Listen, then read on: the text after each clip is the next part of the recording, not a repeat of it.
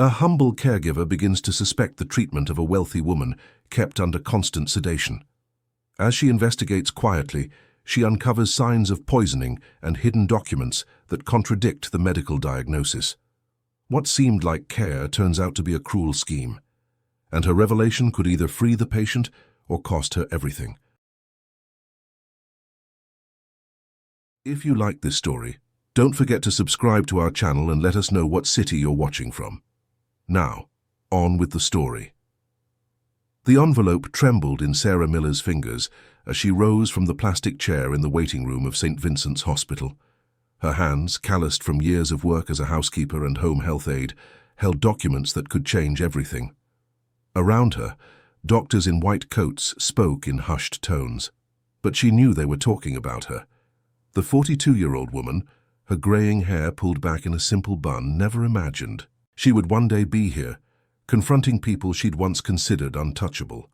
"Ms. Miller, you need to understand that you're making some very serious accusations." Dr. Richard Peterson, a renowned local neurologist, adjusted his glasses as he leafed through the papers Sarah had handed him. Beside him, two lawyers in impeccable suits watched her every move with suspicion. "These test results you're presenting are from years ago. The patient's condition has evolved." Sarah swallowed hard. She had spent the entire night sleepless, reviewing every detail, every note she had taken during the 6 months she worked at the Vance mansion.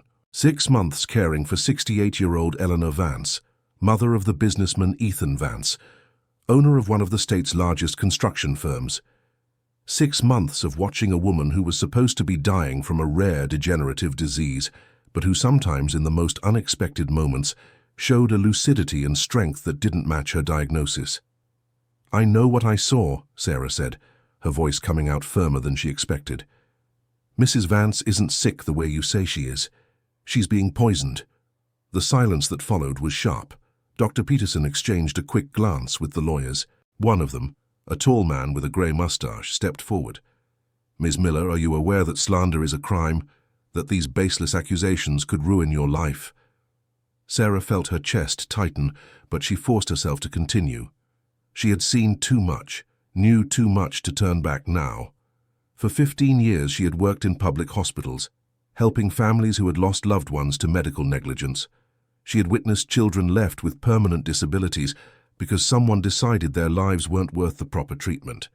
She knew the signs, she knew the tricks, she knew the lies dressed up in technical jargon. "3 years ago I cared for a 4-year-old girl named Sophia," Sarah began, her voice gaining strength. "She came to the hospital with seizures. The doctors said it was severe epilepsy, that there was nothing to do but medicate her for the rest of her life. But I noticed the seizures only happened after certain medications. By the time the family found out they were giving her the wrong dose of sedatives, it was too late. Sophia lost some of her mobility forever." Dr. Peterson sighed, impatient. "Ms. Miller, isolated cases don't—" "It's not an isolated case," Sarah interrupted, surprising herself with her own courage. "I've seen it happen again and again. Poor families who accept any diagnosis because a doctor is like a god, right? Because people like me don't have the right to question. But this time is different. This time I have proof." She opened the envelope and spread the documents across the table. Eleanor's old test results, copies she had found hidden in a locked drawer in Ethan's office. Reports that completely contradicted the current diagnosis. Medical notes that mentioned investigable medication-induced causes and possible reversibility with appropriate treatment. "These tests are from 2 years ago," Sarah explained, pointing to the papers. "Look here, Dr. Jennifer Riley, a neurologist from Northwestern Memorial Hospital. She wrote that there was no evidence of degenerative disease, that Mrs. Vance's condition was consistent with medication-induced toxicity, that it was urgent to investigate." The older lawyer picked up one of the documents. "And where is this Dr. Riley now?" "She died in a car accident 6 months after writing that report." Sarah watched the tense expressions around the table. "What a coincidence, right?" Dr. Peterson slammed his fist on the table. "This has gone too far. Are you implying that—" "I'm not implying anything, I'm saying it." Sarah stood up, trembling but determined. "Mrs. Vance has been kept doped up for years. The drugs you give her aren't to treat any disease. there to keep her confused, weak, dependent. And you know it. The door to the room burst open. Ethan Vance rushed in, his face red with anger. Tall, broad-shouldered, wearing a suit that cost more than Sarah earned in a year, he looked ready to explode. "What is going on here?" he yelled, looking directly at Sarah. "How dare you make these absurd accusations against my mother's doctors?" Sarah flinched instinctively. Ethan had always intimidated her, not just because of his money or social standing, but because of the way he spoke to her, as if she were less than nothing. During her 6 months at the mansion, he had barely spoken a word to her, treating her as if she were part of the furniture. "Mr. Vance," she began, her voice faltering, "I just want to help your mother." "Help?" Ethan laughed, a cruel sound. "You want to extort me, you want money, I've seen this before." "It's not about money," Sarah yelled back, surprising everyone in the room. "It's about your mother being poisoned in her own home while you signed papers without even reading them." The silence that followed was tense and heavy. Ethan stared at her with narrowed eyes, his jaw clenched. "You're fired," he said, his voice low and dangerous. "And if you spread these lies around, I will destroy you. I'll drag your name through the mud in this town." Sarah felt tears burn her eyes, but she didn't let them fall. She had come too far to give up now. She thought of Eleanor always. So polite, so kind, even in her moments of greatest mental confusion. She thought of the days when the medication was late, and the woman became more alert, talking about dreams of traveling, of painting, of making her own decisions again. "You can fire me," Sarah said, gathering her documents. "You can threaten me. But I'm not going to stop. Your mother deserves the truth." She walked out of the room with firm steps, but inside she was falling apart. She knew she had lost not only her job, but possibly her entire career. Who would hire a caregiver who accused employers of poisoning their relatives? Who would believe her word against respected doctors and powerful businessmen? But when she reached the parking lot and saw a familiar car parked in the shade, her heart leaped. It was the car that always took Eleanor to her appointments. Through the tinted glass, she could see the woman's frail silhouette in the back seat. Eleanor was there, probably being taken for another round of treatment that would only leave her more debilitated. Sarah slowly approached the car. Eleanor saw her and tried to wave, but the movement was cut short by the driver, who quickly started the vehicle. In the few seconds their eyes met, Sarah saw something in Eleanor's eyes that made her understand she couldn't give up. It was a silent cry for help. As the car drove away, Sarah pulled her phone from her pocket and dialed a number she had memorized during her research. Dr. Paul Evans, a doctor at County General Hospital, known for exposing medical negligence schemes. If anyone could help her, it was him. "Dr. Evans, my name is Sarah Miller. I need your help. It's about a case that might have been going on for years, and I think I've discovered something that's going to shock you." On the other end of the line there was a pause. Then the doctor's deep voice, "I'm listening." Sarah looked once more in the direction the car had disappeared and took a deep breath. The battle had just begun. 3 days after the confrontation at the hospital, Sarah was sitting in the cramped kitchen of her apartment, distractedly stirring a cup of cold coffee while flipping through resumes that no one would answer anymore. The phone had rung incessantly for the first 2 days, but they weren't job offers.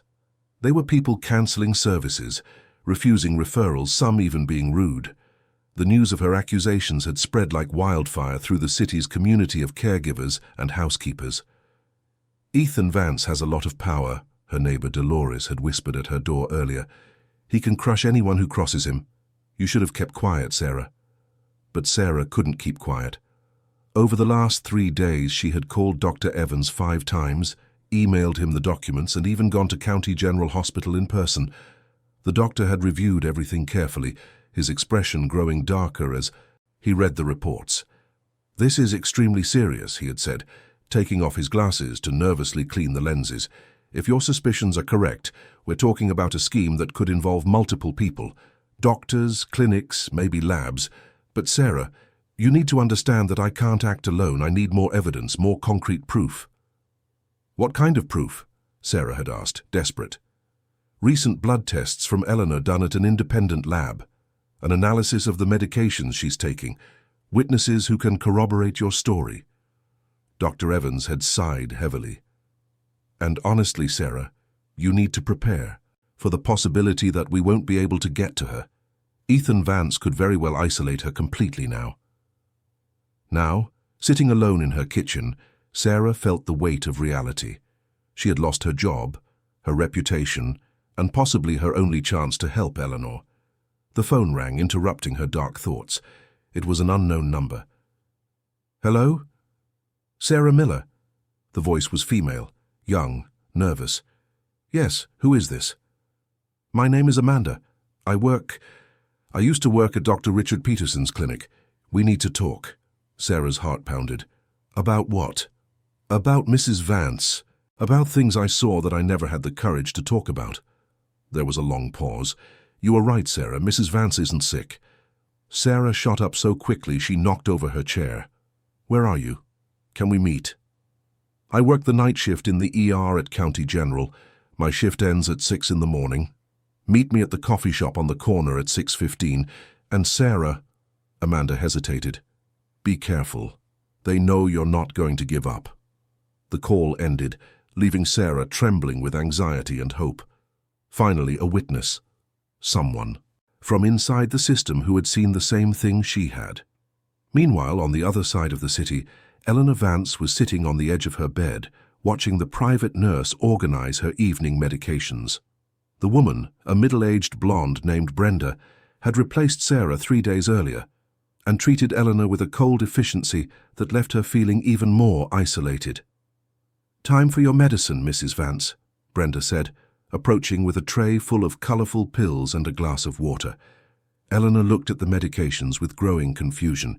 In the last few days, since Sarah had left, she felt strangely more lucid. The moments of mental fog were less frequent, and she could remember things more clearly. She remembered Sarah's worried expression when she tried to talk about her dreams of painting again.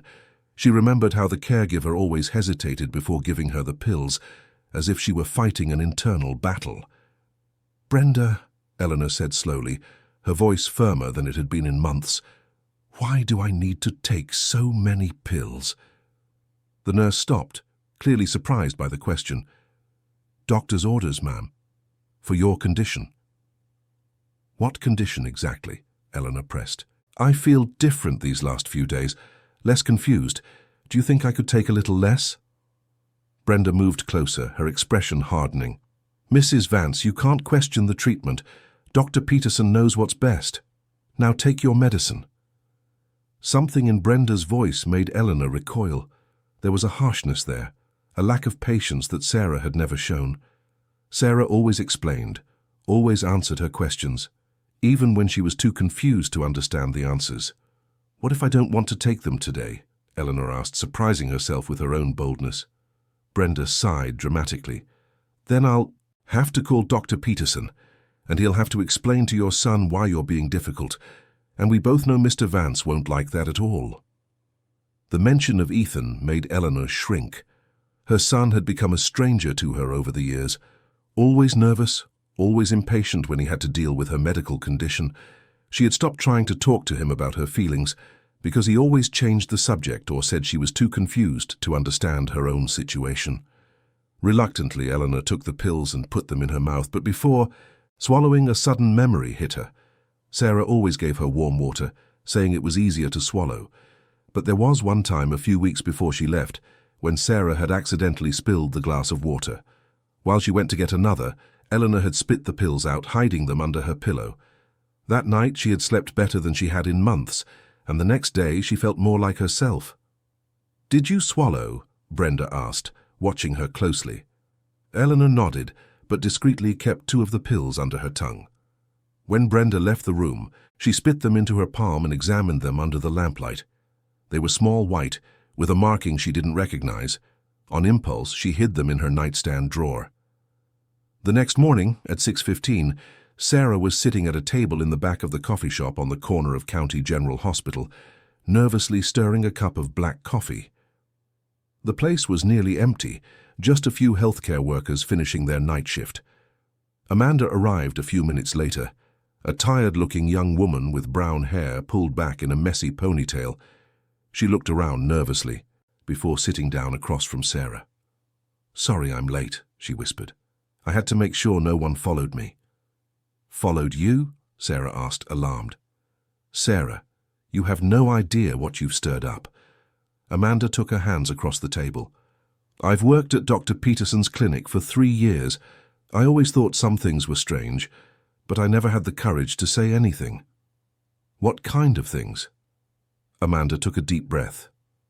"Mrs. Vance isn't his only patient with a questionable diagnosis. There are at least 4 other similar cases, wealthy elderly people with family members who pay fortunes for experimental treatments that never work." Sarah felt her stomach sink. "How many people?" "I don't know for sure, but Dr. Peterson has a very specific clientele, and he works with other doctors, other labs. There's a whole system set up." Amanda glanced around again. "Sarah, his clinic's revenue has tripled in the last 5 years, and the patients, they never get better. Never." "Do you have proof of this?" Amanda hesitated. "I took pictures of some documents with my phone. Prescriptions, test results, correspondence between doctors. But Sarah, if they find out it was me who talked—" "No one will find out," Sarah promised, though she didn't know how she could guarantee it. Amanda took her phone out of her pocket and showed Sarah some pictures. They were images of medical documents, prescriptions, emails. One photo showed a text exchange between Dr. Peterson and someone identified only as RF, discussing dosage adjustments to prolong treatment and the need to maintain patient dependency. "Oh my God," Sarah whispered, reading the messages. "There's more," Amanda said, swiping to the next photo. "Look at this prescription for Mrs. Vance. She's taking risperidone at a dose for severe schizophrenia, but her diagnosis isn't psychiatric. Why give an antipsychotic to someone with a degenerative disease?" Sarah knew that medication. She had seen its devastating effects on elderly patients when used incorrectly: mental confusion, muscle weakness, extreme sedation. "Amanda, you have to help me get to her," Sarah pleaded. "She's being systematically poisoned." "I can't, Sarah. I've already risked too much by coming here." Amanda quickly put her phone away. "But there's something you need to know. Dr. Peterson has a meeting scheduled with Ethan Vance this afternoon, and from what I heard from the secretary, they're going to change Mrs. Vance's medication protocol." "Change it how?" "Increase the doses. They're saying she's getting agitated, questioning the treatment." Amanda stood up to leave. "Sarah, if you're going to do something, it has to be today. After that, it might be too late." She left quickly, leaving Sarah alone with a sense of desperate urgency. If they increased Eleanor's medication doses, she might never have moments of lucidity again. She might never be able to speak for herself again. Sarah picked up her phone and called Dr. Paul Evans. "Doctor, I have the proof you asked for, and I only have a few hours. Before it's too late." Dr. Paul Evans looked at the photos on Sarah's phone with an increasingly grave expression. They were sitting in his office at County General Hospital, surrounded by stacks of medical charts and the constant smell of disinfectant that permeated the entire place. Sarah had rushed over after her conversation with Amanda and was now anxiously awaiting the doctor's reaction.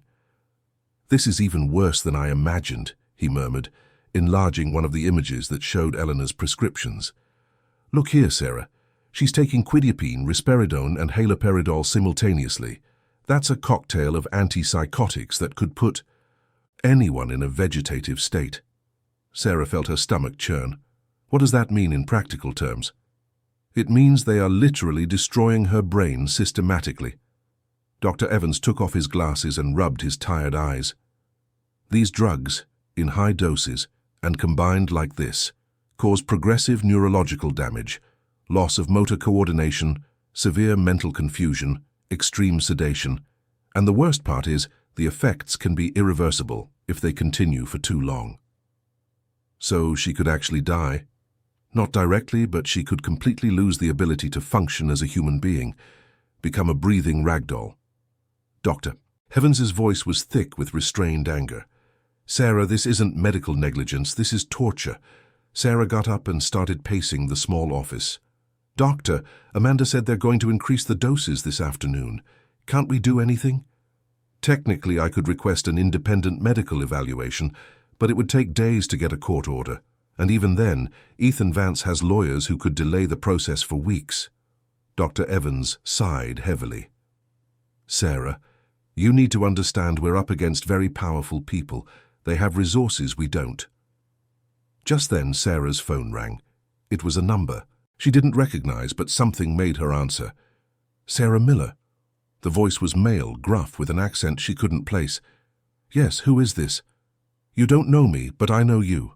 I know what you're trying to do to the Vance family. Sarah exchanged a frightened look with Dr. Evans. Who's speaking? That doesn't matter. What matters is that you stop this nonsense right now. Mrs. Vance is being very well cared for, and your interference is not welcome. She's being poisoned, Sarah yelled into the phone. She's being medicated according to the best medical practices.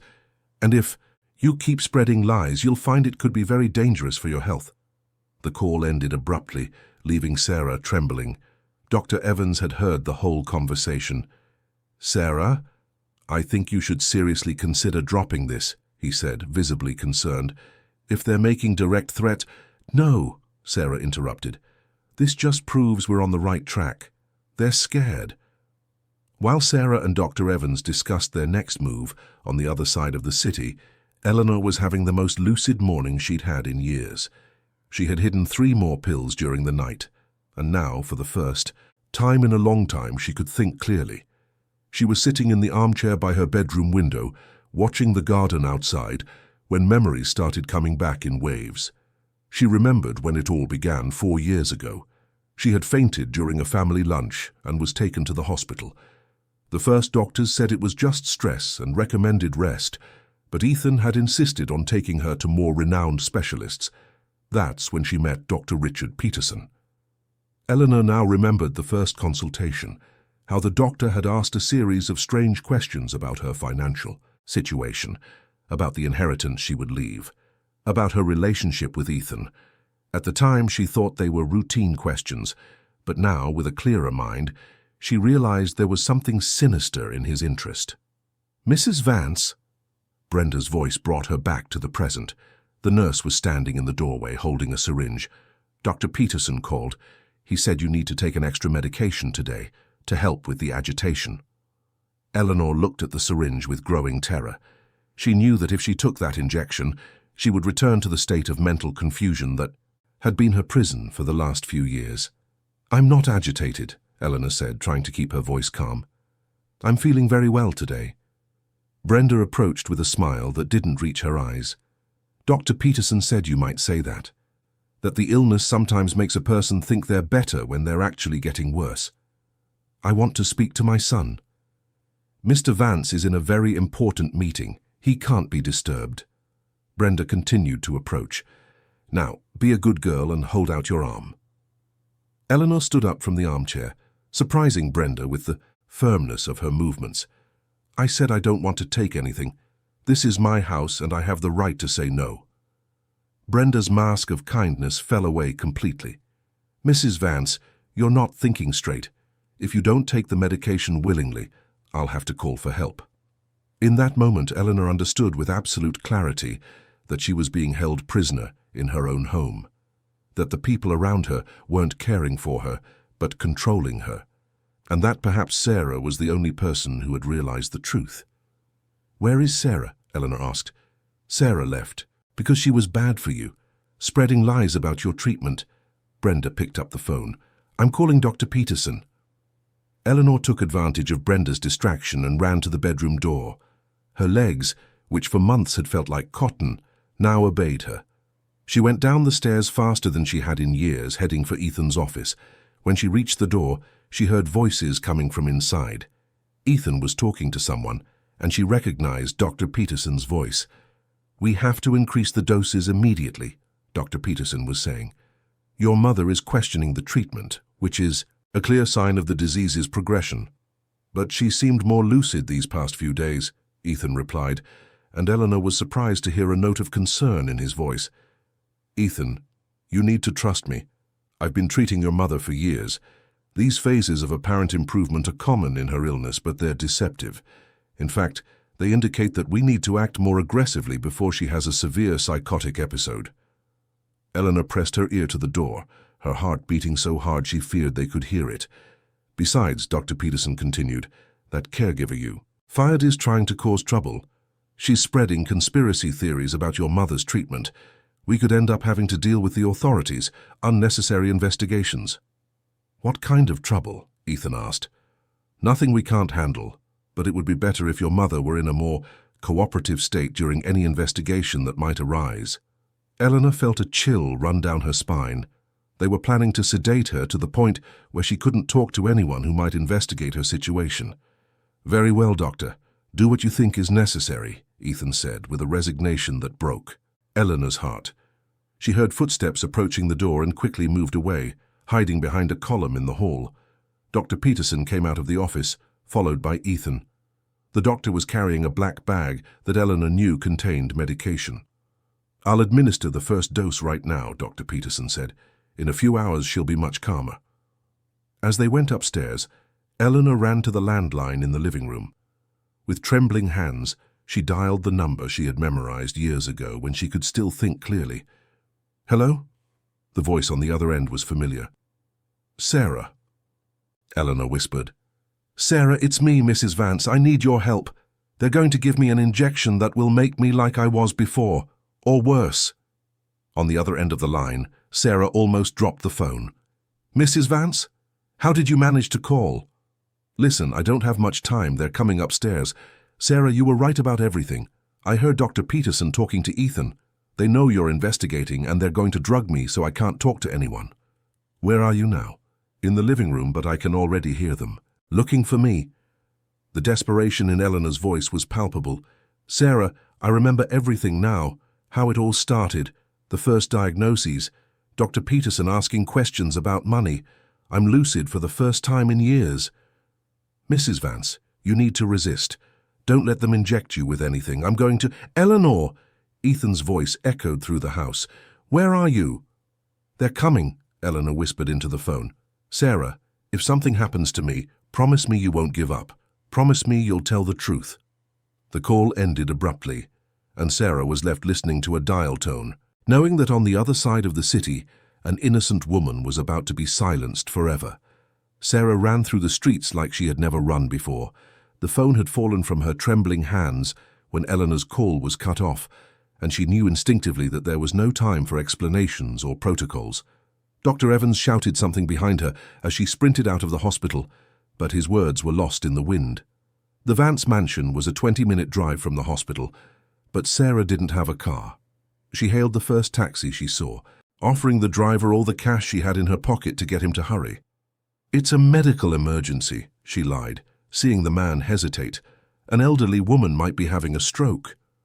When they reached the mansion street, Sarah asked the driver to stop 2 houses away. Her heart hammered against her ribs as she surveyed the property.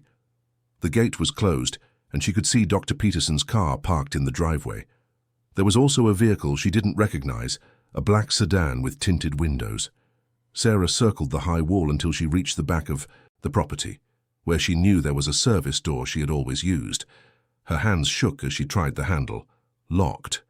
But she remembered that Eleanor always kept a spare key under a nearby flower pot. The key was there. Sarah slipped silently into the kitchen, hearing voices coming from upstairs. They were male voices, agitated, arguing intensely. She crept up the stairs, each step seeming to echo like thunder in her ears. She can't be resisting this much. It was Dr. Peterson's voice coming from Eleanor's room. This medication should have knocked her out in minutes. Maybe she hasn't been taking all her meds for the past few days, replied a voice Sarah didn't recognize. She could have developed a tolerance. Impossible. Brenda was supervising. Sarah crept to the partially open door and peered inside. Eleanor was lying on the bed, her eyes open but glazed, her body partially immobile. Even from a distance, Sarah could see she was fighting the effects of the medication, trying to move her arms, which seemed too heavy to obey. Dr. Peterson stood beside the bed preparing another syringe. A man in a suit Sarah didn't know was holding a clipboard and taking notes. Brenda was leaning against the wall, a tense expression on her face. "Has Ethan arrived?" the unknown man asked. "He's on his way," Dr. Peterson replied. "Said he'd rather not be present for this part of the treatment." Sarah felt sick.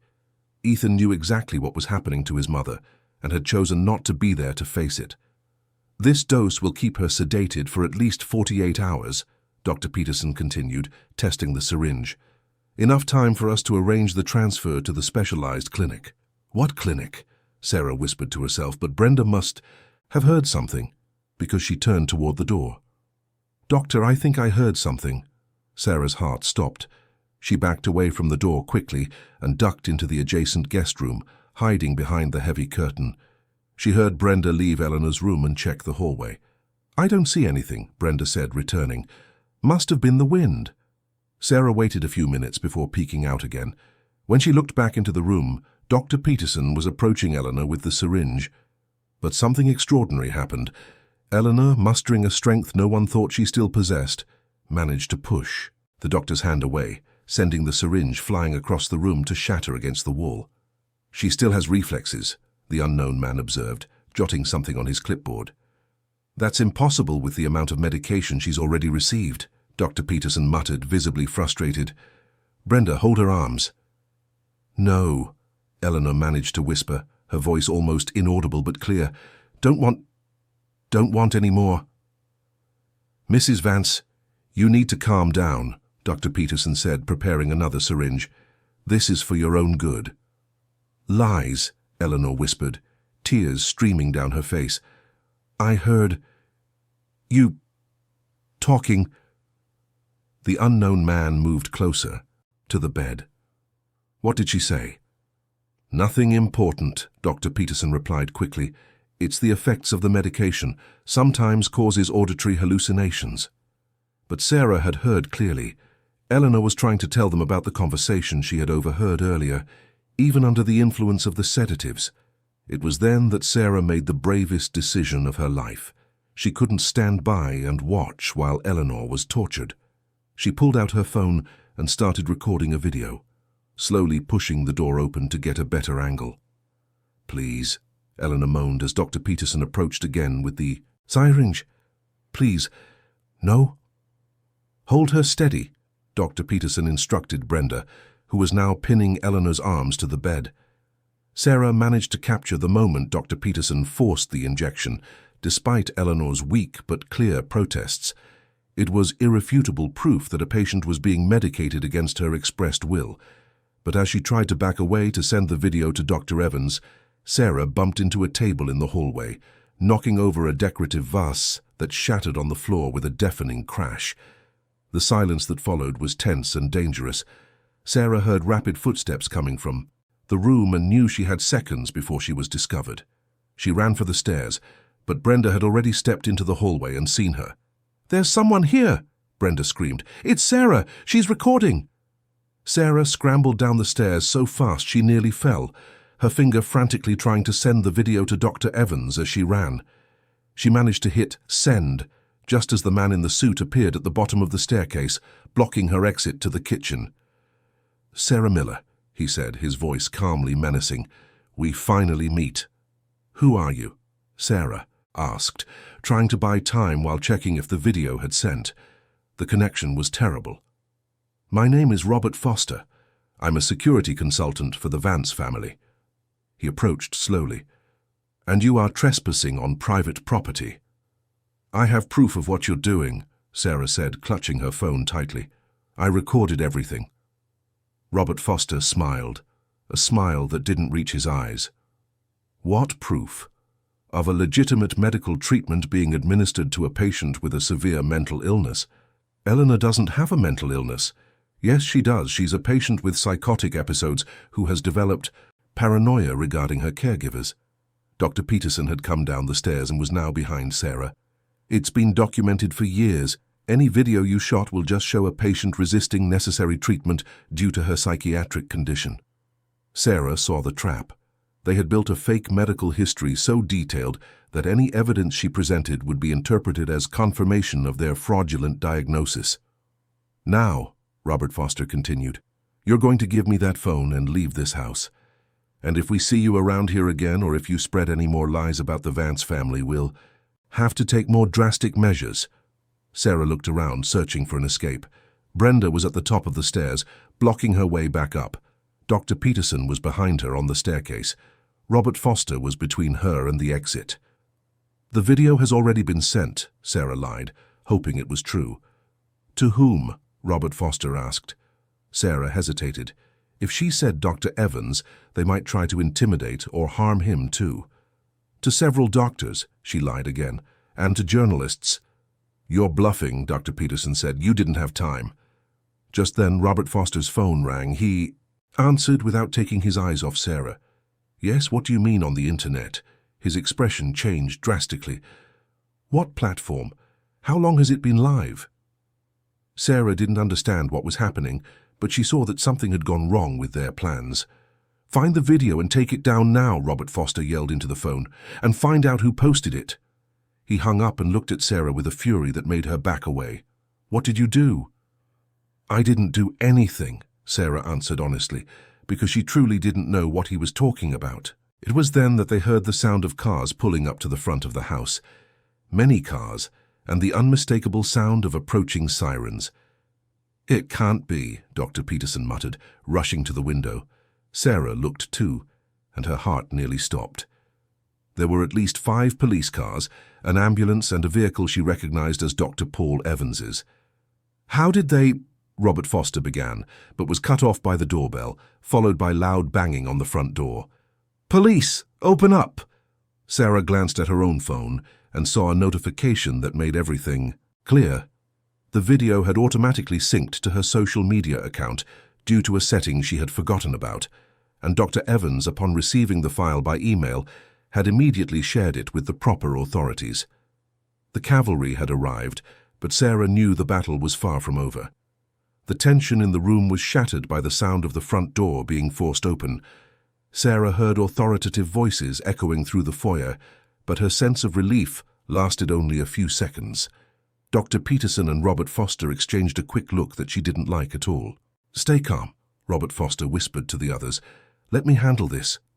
3 police officers entered the room, led by a middle-aged sergeant.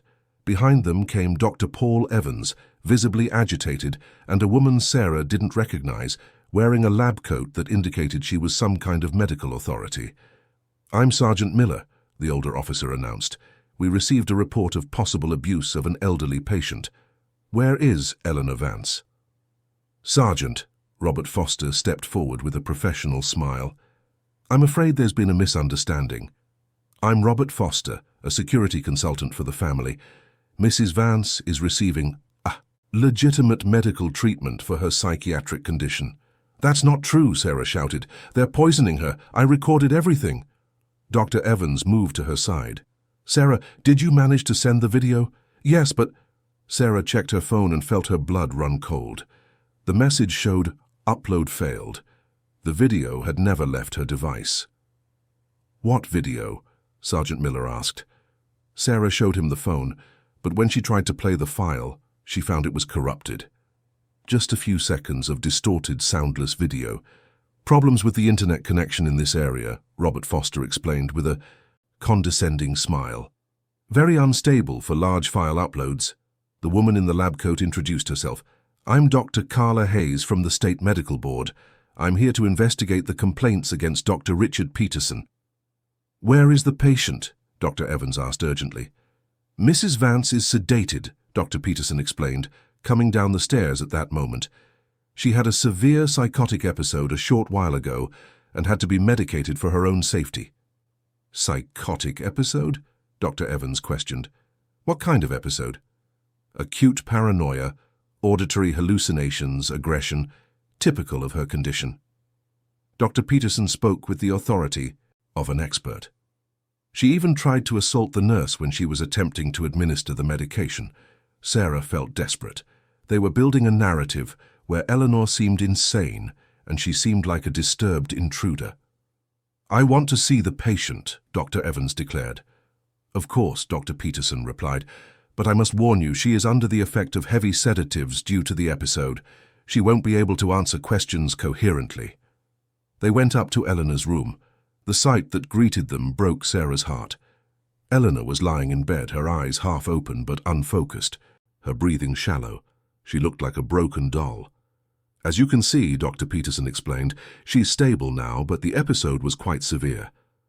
Dr. Evans approached Eleanor and gently felt her pulse. The sedation is very heavy. What medications were administered?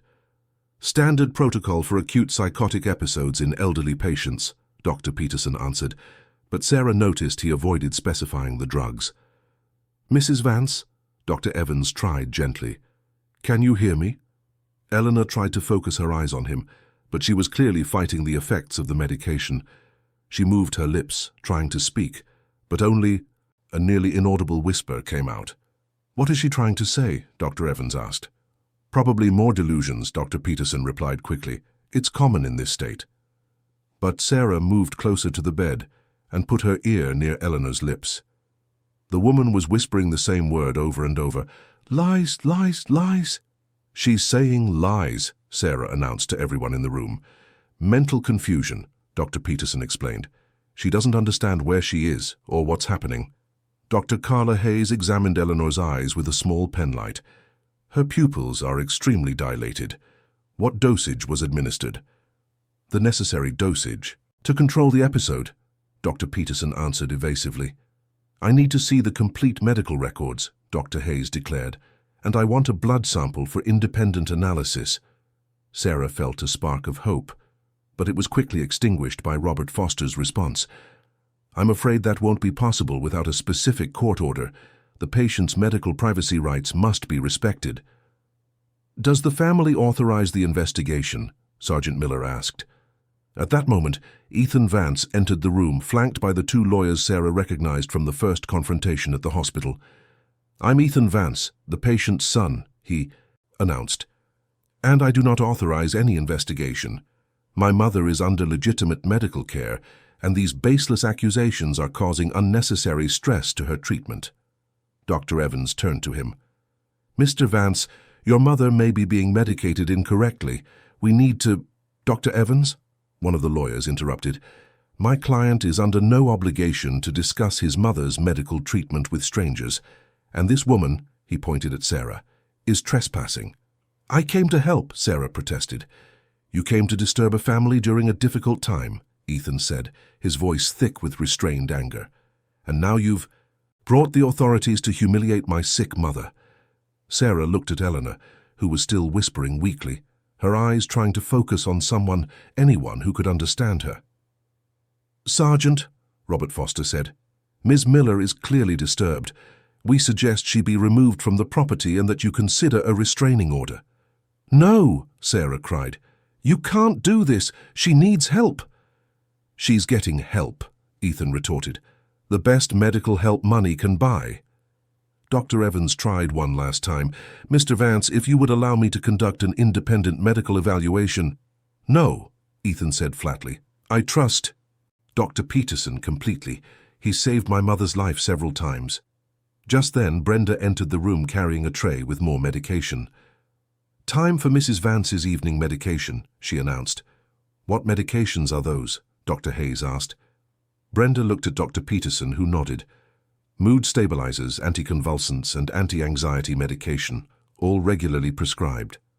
Sarah watched Eleanor struggle weakly as Brenda approached the bed. Even under heavy sedation, some survival instinct made her try to resist. She doesn't want to take it, Sarah pointed out. Look how she's trying to pull away. Automatic reflexes, Dr. Peterson explained, common in patients with neurological deterioration. This isn't deterioration, Sarah insisted, desperate. She was lucid today. She called me. My mother is in no physical or mental condition to use a telephone, Ethan said coldly. That just confirms that you're delusional. Sarah felt the world crumbling around her. Every word she said was used against her. Every piece of evidence she presented was twisted to fit their narrative. Dr. Evans gently touched her arm. Sarah, I think we should leave now. We can try other legal avenues. No, Sarah shook his hand off. I can't leave her here. You're going to kill her. Sergeant, one of the lawyers said, Ms. Miller is clearly agitated and making threats. Perhaps it's necessary to—" "Sarah," Dr. Evans whispered urgently, "if you get arrested now, you won't be able to help Eleanor at all." Reluctantly, Sarah allowed Dr. Evans to lead her out of the room, but as they passed through the doorway, she heard a sound that made her stop. It was Eleanor, gathering strength she shouldn't have had under that sedation, whispering something louder. Everyone stopped to listen. "Sarah," Eleanor managed to say, her voice hoarse but clear. "Sarah, don't go." The silence that followed was charged with tension. Everyone had heard it clearly. "She recognized Sarah," Dr. Evans said. "That indicates she's not as confused as you claim." "She's confusing Sarah with someone from her past," Dr. Peterson replied quickly. "It's common in patients with dementia." But Sarah saw something in Ethan's eyes at that moment, a shadow of doubt, a question he tried to quickly hide. "Ethan," she addressed him directly, "deep down, you know something is wrong. Your mother just recognized my name and asked me not to leave. She wouldn't be able to do that if she were really as sick as they say." Ethan stared at her for a long moment, and Sarah saw the conflict in his eyes. But then he shook his head. "Sergeant, please remove this woman from my house." As she was escorted out, Sarah heard Eleanor whisper one more word that made her silently vow she would never give up. "Help." The door closed behind her with a final thud, leaving her on the sidewalk with Dr. Evans, knowing that Eleanor was being medicated again at that very moment, and that this might have been her last chance to save her. But when they got to the car, Dr. Evans showed her something that changed everything. "Sarah, look at this." He was holding a small digital recorder. "I managed to record the entire conversation in there, and there's something very interesting in Dr. Peterson's voice when he talked about the medication dosage." Sarah looked at the device, feeling a spark of hope rekindle. Dr. Evans drove in silence through the dark city streets, while Sarah listened for the 5th consecutive time to the recording he had made. Every word was a piece of a macabre puzzle that was finally starting to make sense. "Listen here," Dr. Evans said, pausing the recording at a specific point. "When Dr. Peterson talks about the dosage, he hesitates, and then he corrects himself." Sarah focused on Dr. Peterson's voice. "The necessary dosage to control the episode, the standard dosage for cases like this." "He almost told the truth," Sarah murmured, "that the dosage was calculated specifically to control her, not to treat her." "Exactly. And there's more." Dr. Evans fast-forwarded the recording. "Here, when Ethan asks about authorizing the investigation, listen to the lawyer's response." The lawyer's voice echoed through the car. "My client is under no obligation to discuss his mother's medical treatment with strangers." "He didn't say with doctors or with authorities," Dr. Evans observed. "He said with strangers, as if any legitimate medical investigation were an invasion." Sarah felt a flicker of hope, but it was quickly crushed by reality. "Dr. Evans, this still isn't enough for a court order, is it?" "On its own, no, but it's a start. And there's something else." Dr. Evans pulled into a 24-hour gas station and turned to her. "Amanda called me while you were at the house. She managed to get access to the digital files at Dr. Peterson's clinic." "How?" "She has a system backup key. She found email correspondence dating back 3 years.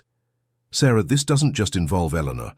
There are at least 8 elderly patients, all with wealthy families, all with similar diagnoses." Sarah felt sick. 8 people? And all the treatments are coordinated by the same team.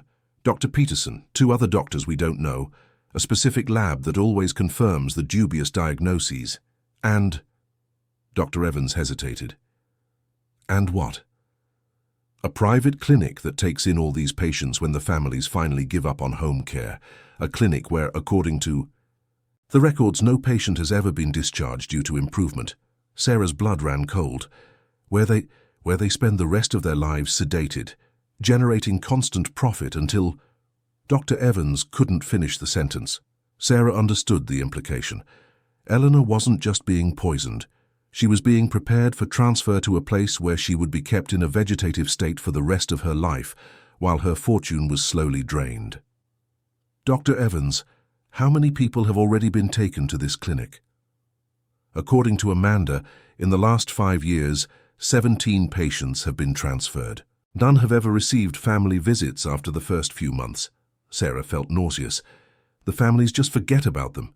Sarah, when someone you love is in a vegetative state in a specialized clinic, being well cared for by professionals, it's very easy to convince yourself you're doing what's best for them, especially when renowned doctors tell you that visits can be detrimental to the stabilization process. Just then, Sarah's phone rang. It was an unknown number, but she answered anyway. Sarah? The voice was female, young, desperate. Who is this? It's Amanda. Sarah, something terrible happened. They found out. I copied the files. Sarah put the phone on speaker so Dr. Evans could hear. How did they find out? The system logs all access. Dr. Peterson confronted me an hour ago. He said I had 2 choices: deny everything and destroy the copies I made, or face a lawsuit for theft of confidential medical data that would ruin my career forever. What did you tell him? Amanda started crying on the other end of the line. I told him I'd destroy everything. Sarah, I'm so sorry.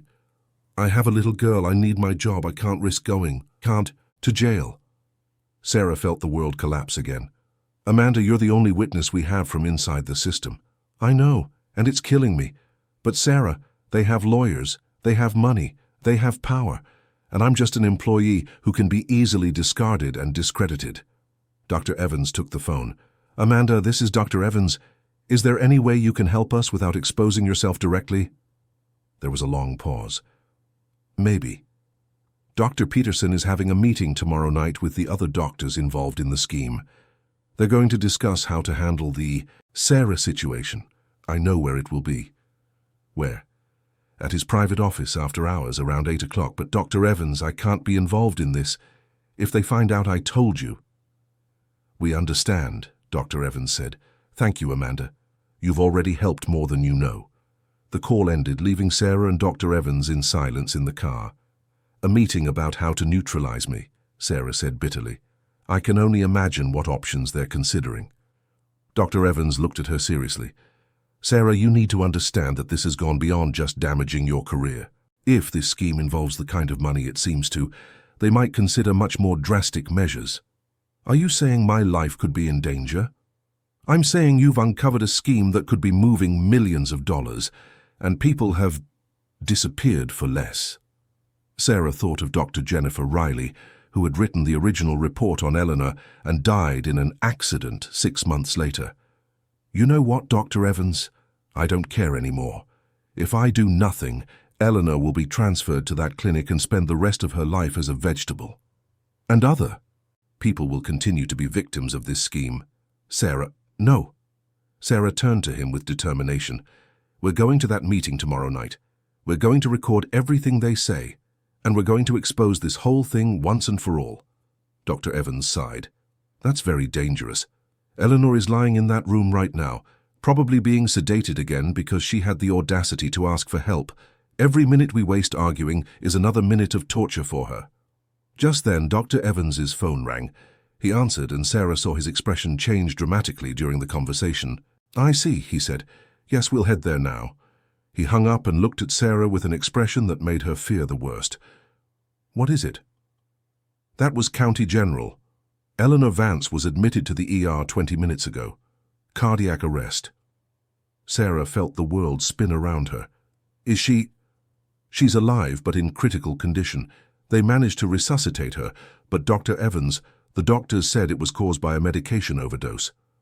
They rushed to the hospital in silence, Sarah praying silently that it wasn't too late.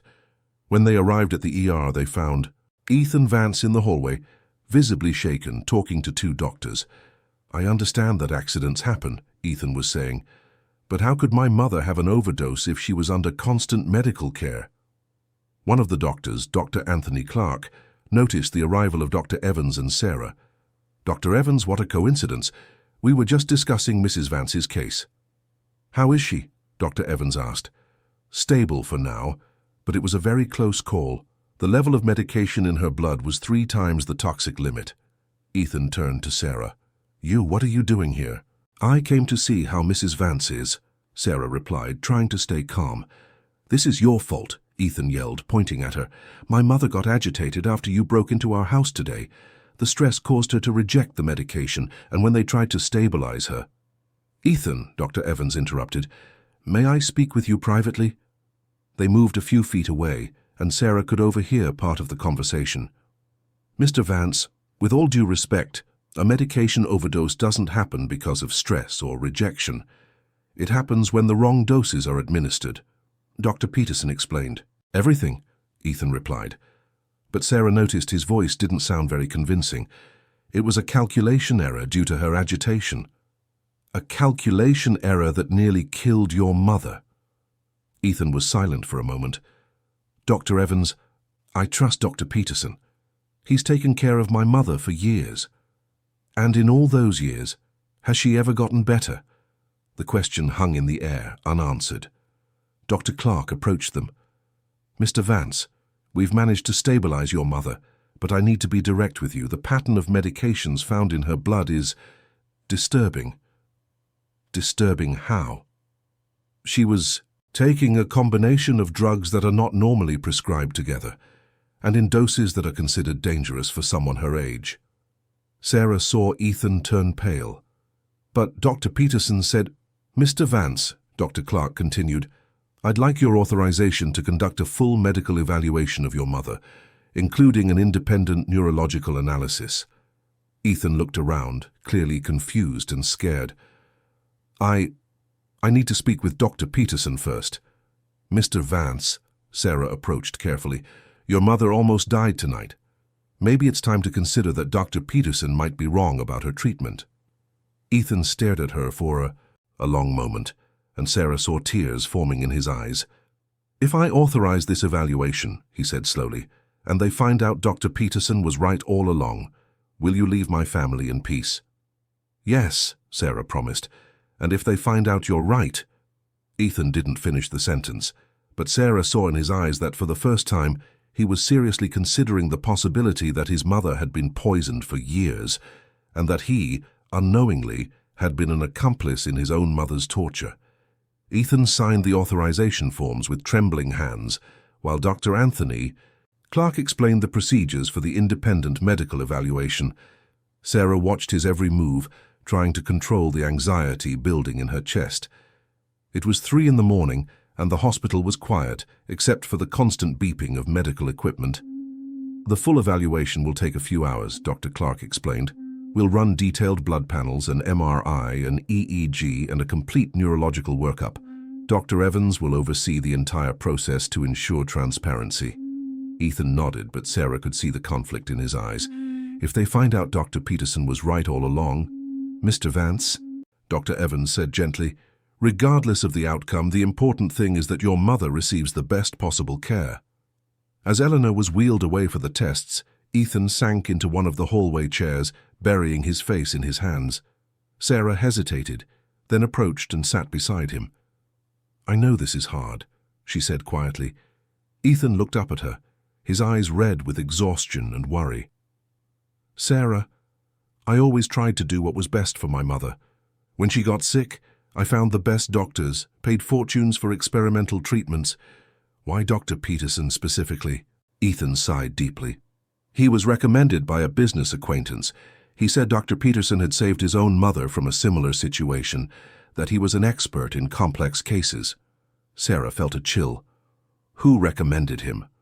"Robert Franklin, owns a hotel chain.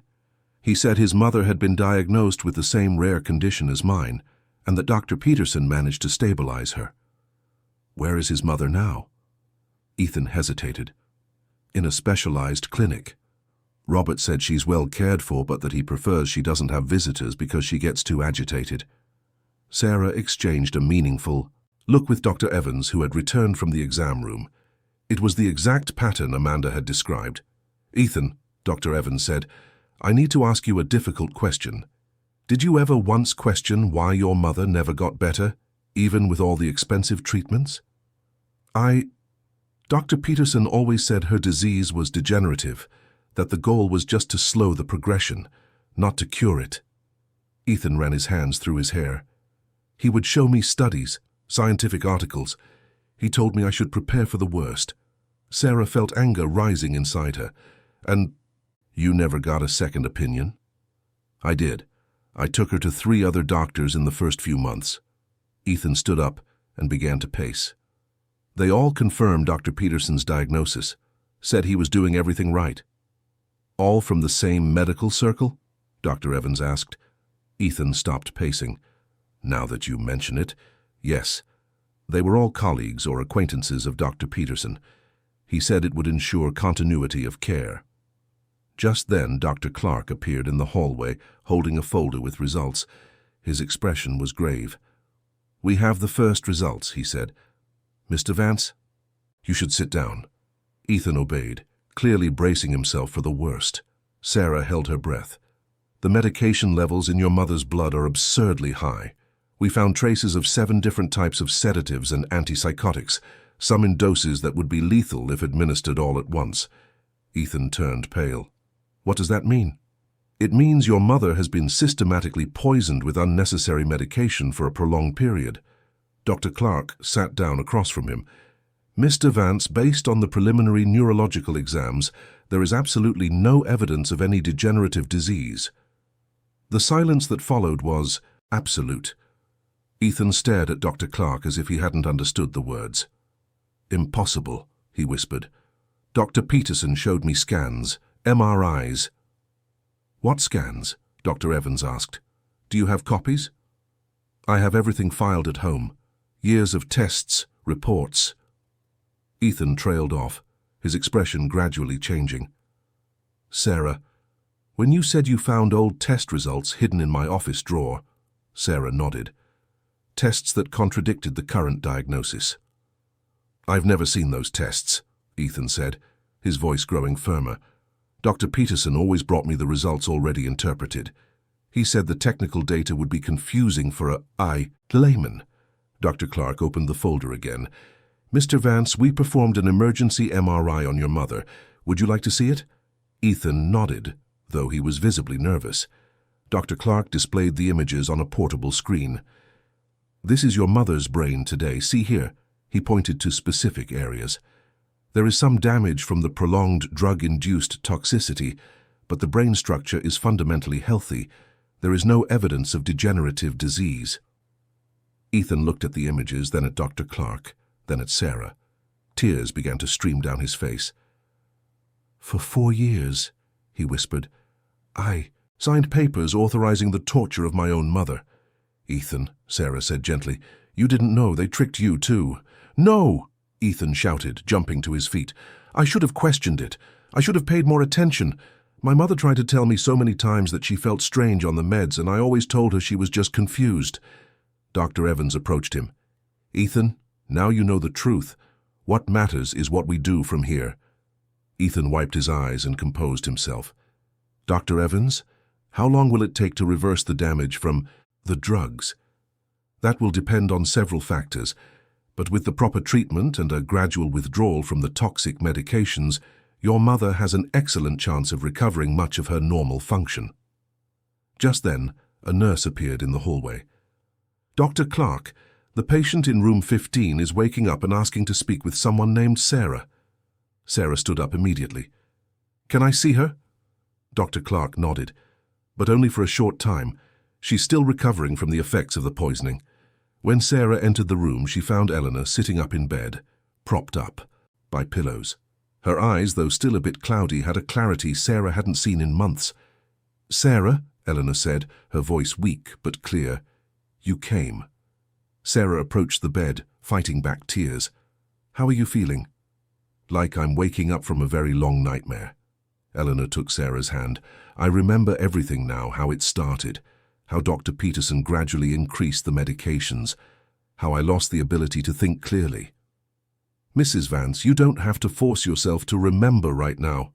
"No, Sarah, I need to tell you, for my sake and for the others who might be going through the same thing."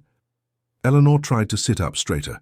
"Dr. Peterson once told me, when I questioned why I wasn't getting better, that some illnesses were useful for teaching people humility." Sarah felt sick. "He said that?" "He did. And he added that people with too much money sometimes needed to learn the value of dependency. Eleanor squeezed Sarah's hand. Sarah, I remember the conversation I overheard between him and Ethan. They talked about transferring other patients to a clinic, patients who, like me, were being gradually incapacitated. Do you remember any names?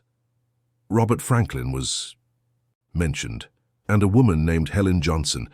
Dr. Peterson said she was very well settled at the specialized clinic. Eleanor closed her eyes, concentrating. Sarah, they talked about a timeline, about how I was next in line to be transferred after a family adjustment period. At that moment, Ethan entered the room, visibly nervous. Seeing his mother awake and lucid, he stopped at the door, tears welling up in his eyes again. "Mum," he said timidly. Eleanor looked at him with a complex expression of love and hurt. "Ethan, Mum, I'm so sorry. I'm so sorry I didn't believe you, that I didn't question, that I let this happen." Ethan slowly approached the bed, as if afraid Eleanor would reject him. "Ethan," Eleanor said calmly, "you were a victim too. They are experts at manipulating families in their most vulnerable moments." "But I should have known." "How could you have known?" Eleanor held out her hand to him. They had degrees, references, a whole system set up to look legitimate. Ethan took his mother's hand and knelt beside the bed. "Mum, I promise I will do everything to fix this. I'll cooperate with the authorities. I'll expose this scheme. I'll sue everyone involved." "Ethan," Eleanor said, her voice gaining strength, "there's a meeting tonight, Dr. Peterson and the others.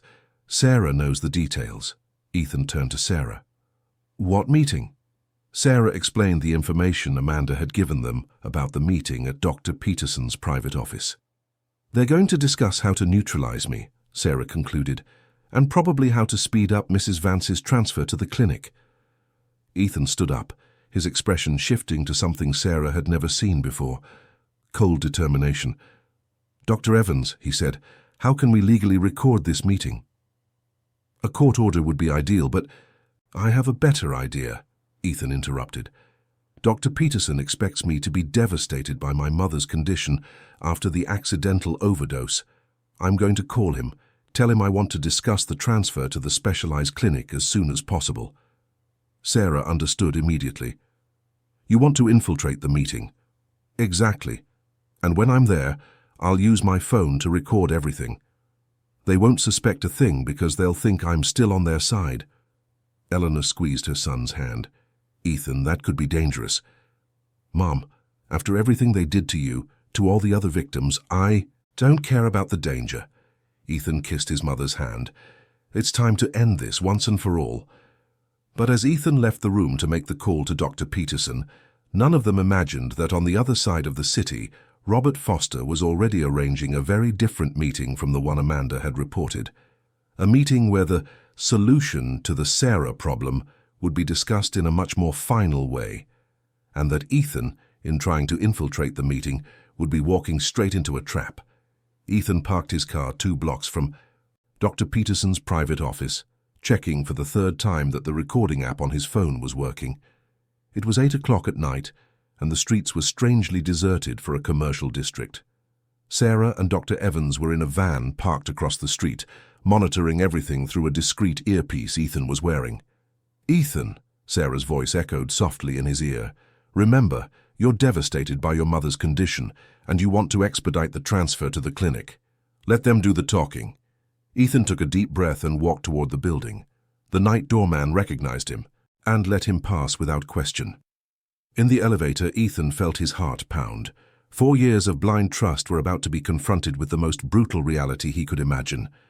The secretary had left hours ago, and the office hallway was dark, lit only by emergency lights. Ethan knocked on the door and heard Dr. Peterson's familiar voice. "Ethan, glad you could make it. Come in." Ethan entered the room and immediately noticed there were more people than he expected. Besides Dr. Peterson, there were 2 men he didn't recognize, Robert Foster and an elegant middle-aged woman who introduced herself as Dr. Luciana Rocha. "Ethan," Dr. Peterson said, "I'm so sorry about the scare today. Your mother had an unexpected adverse reaction, but we were able to stabilize her." "Actually," Ethan said, trying to sound convincing. "That's why I'm here. I think it's time we seriously consider the transfer to the specialized clinic." The people in the room exchanged quick glances, and Ethan saw a poorly concealed satisfaction in their eyes. "I'm glad you're being realistic," Dr. Rocha said. "Your mother needs more intensive care than we can provide at home." "Tell me about this clinic," Ethan requested. Robert Foster stepped closer. "It's a first-class facility, Ethan. Your mother will have 24-hour care, a specialized medical team, and you won't have to worry about the day-to-day practicalities." "And what about visits?" "Initially, we recommend an adjustment period without visits," Dr. Peterson explained. "Changes in environment can be very traumatic for patients in your mother's state, but after a few months, a few months?" Ethan feigned concern. "Isn't that a long time?" "Ethan," Dr. Rocha said with a maternal smile, "you need to understand that your mother is in a very advanced stage of her illness. Contact with family can cause agitation that hinders the treatment." Ethan was about to reply when one of the men he didn't know spoke for the first time. "Mr. Vance, we need to discuss another matter. Some problems arose today that could affect your mother's treatment." "What kind of problems?" Robert Foster positioned himself between Ethan and the door, a move Ethan noticed immediately.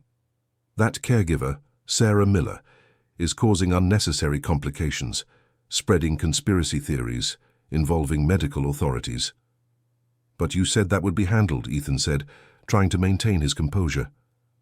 "And it will be," the unknown man replied. "Tonight." A chill ran down Ethan's spine. "What do you mean it will be handled?" Dr. Peterson sighed dramatically. "Ethan, Sarah Miller represents a threat not only to your mother's treatment, but to all the work we do with patients in similar conditions."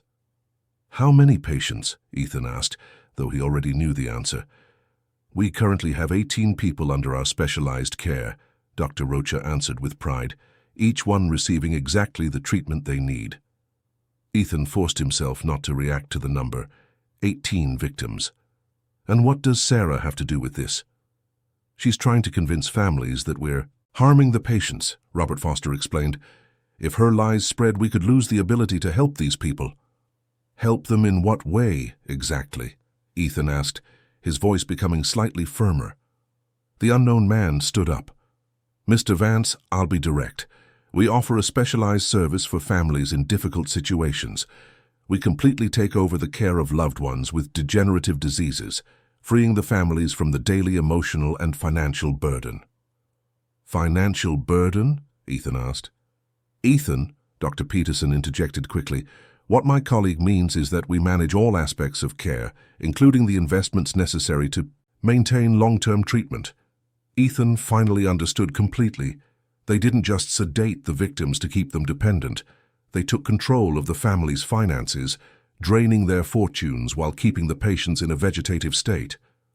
"And Sarah is threatening to expose this service?" Ethan asked. "Precisely," Robert Foster confirmed. "That's why she needs to be silenced. Permanently." The words hung in the air like a death sentence. Ethan felt nauseous, but forced himself to keep pretending he was on their side. "What are you going to do to her?" Dr. Rocha smiled coldly. "Sarah Miller is going to have a very unfortunate accident tonight. A desperate woman who, unable to accept she was wrong about her conspiracy theories, made a drastic decision." Ethan understood they planned to stage a suicide. "And after that?" "After that, your mother will be transferred to our specialized clinic tomorrow," Dr. Peterson said, "and you can get on with your life, knowing she's receiving the best possible care." "For how long?" The unknown man laughed. "Ethan, patients in your mother's condition can live for many years with the proper care, and all that time you won't have to worry about a thing. We'll take care of everything." Ethan noticed Robert Foster checking his watch. "By the way," Foster said, "where exactly did you leave Sarah and Dr. Evans tonight?" Ethan's blood ran cold. They knew he wasn't alone. I don't know what you're talking about," Ethan stammered, his voice betraying his nervousness.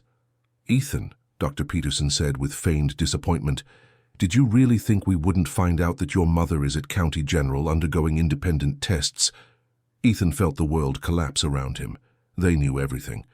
"And did you really think you could fool us with this performance?" Robert Foster added, holding up. "A frequency detector. We know you're transmitting this conversation." At that moment, Ethan heard Sarah's desperate voice in his ear. "Ethan, get out of there now. They know." But before Ethan could move, the door opened and two large men entered the room, blocking any chance of escape. "Now," Dr. Peterson said, his gentle doctor mask falling away completely, "we're going to have a very different conversation." Dr. Rocha approached Ethan with a syringe. "Don't worry, Ethan. You're just going to take a little nap while we sort out a few details." Ethan tried to back away, but the two men grabbed him. "You're insane! You can't do this to me!" "We can and we will," Robert Foster said calmly. "You've seen too much, Ethan, and unlike your mother, you don't serve as a continuous source of income, only as an obstacle." It was then that something happened that no one expected. The office lights went out completely, and the sound of shattering glass came from the window. Seconds later, the room was stormed by heavily armed police officers. "Police! Everybody on the ground!" In the ensuing chaos, Ethan dove behind Dr. Peterson's desk as the conspirators tried to flee, but all exits were blocked. "How did they—" Dr. Peterson muttered as he was handcuffed. The answer came from a familiar voice at the door. It was Amanda, accompanied by several police officers. "Amanda," Ethan said in disbelief. "I'm sorry for the deception, Ethan," Amanda said. "I never destroyed the evidence I copied. On the contrary, I've spent the last few days working with the FBI to organize this sting operation." Ethan slowly got to his feet, still trying to process what had happened. The meeting was a trap. "For them, yes," Amanda confirmed. "We knew they'd find out about your infiltration. That's why the operation was set up to intercept them when they tried to harm you." Robert Foster, being dragged away by the police, yelled at Ethan, "You have no idea what you just destroyed. This system has been running for decades." "Decades?" Ethan asked. One of the officers answered, "Mr. Vance, we've found evidence that this scheme has been in operation for at least 15 years. Your mother was just one of many victims." "How many victims in total?" "We're still investigating, but the evidence points to over 50 people over the years." Ethan felt sick. 50 families manipulated, 50 people systematically tortured. And the ones in the clinic now. "They will all be transferred to public hospitals for evaluation and proper treatment," Amanda said. "Ethan, many of them can recover, just like your mother." At that moment, Sarah and Dr. Evans rushed into the room. "Ethan," Sarah cried, running to hug him. "Are you okay?" "I am," Ethan replied, still shaking. "But Sarah, I almost didn't make it. If Amanda hadn't planned all this—" "Ethan," Dr. Evans interrupted, "there's something you need to know. Your mother woke up completely an hour ago. She's asking to see you." Tears welled up in Ethan's eyes. "Is she really okay?" "She's lucid, conscious, and very worried about you," Sarah confirmed. "And Ethan, she holds no resentment. She understands that you were a victim too." 3 months later, Ethan was sitting in the garden of a new house, smaller and cozier than the mansion where his mother had been tortured for 4 years. Eleanor was beside him, painting a canvas for the first time in years. Her hands still trembled slightly from the residual damage of the drugs, but her mind was clear and strong. "How are you feeling?" "Today, Mum?" Ethan asked. "Better every day," Eleanor replied, mixing paints on her palette. "It's strange, rediscovering who I am after so long being someone else."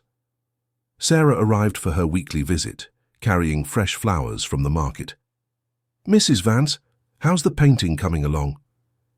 "It's turning out beautifully," Eleanor smiled. "It's a landscape of the beach I want to visit when I'm fully recovered."